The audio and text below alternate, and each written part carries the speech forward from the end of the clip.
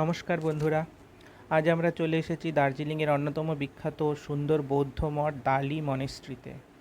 দার্জিলিং শহরের ব্যস্ততা পেরিয়ে এখানে ঢুকতেই চারপাশের শান্ত পরিবেশ আর পাহাড়ি সৌন্দর্য মনটাকে ভালো করে দেয়। চলুন এবার মঠের ভিতরে গিয়ে দেখে নেওয়া যাক এখানকার সুন্দর স্থাপত্য আর বৌদ্ধ সংস্কৃতির কিছু নিদর্শন। এই হলো ডালি মনেস্ট্রির মূল ভবন। তিব্বতী বৌদ্ধ স্থাপত্যের সুন্দর নকশা, রঙিন প্রার্থনার পতাকা আর চারপাশের শান্ত পরিবেশ মঠটিকে আরও আকর্ষণীয় করে তুলেছে। মঠের ভিতরে প্রবেশ করলে চোখে পড়ে সুন্দর ধর্মীয় চিত্রকর্ম আর বৌদ্ধ সংস্কৃতির বিভিন্ন প্রতীক। আর এই হলো মঠের প্রধান প্রার্থনা কক্ষ, যেখানে রয়েছে বুদ্ধের সুন্দর ও মনোমুগ্ধকর মূর্তি। মূর্তির চারপাশের সাজসজ্জা ও দেওয়ালের রঙিন নকশাগুলি তিব্বতী বৌদ্ধ সংস্কৃতির ঐতিহ্যকে তুলে ধরে। এখানে রয়েছে বড় বড় সোনালী প্রার্থনা চাকা, যেগুলি ঘোরানোর সময় ভক্তরা প্রার্থনা করেন।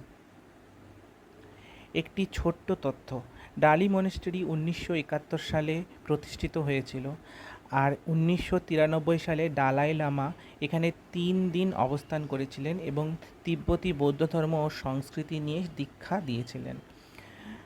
দার্জিলিংয়ে এলে তাই শুধু পাহাড়ের সৌন্দর্য নয়, এই ধরনের ঐতিহাসিক ও আধ্যাত্মিক জায়গাগুলোকেও একবার ঘুরে দেখতে পারেন। ভিডিওটি ভালো লাগলে অবশ্যই লাইক, কমেন্ট ও সাবস্ক্রাইব করবেন। আর দার্জিলিংয়ের আরও সৌন্দর্য জায়গা ঘুরে দেখতে এবং ভারতের আর বিদেশের আরও অন্য অন্য জায়গাগুলি ঘুরে দেখতে আমার সঙ্গে থাকবেন। আবার দেখা হবে কোনো নতুন ও সুন্দর জায়গা নিয়ে। নমস্কার।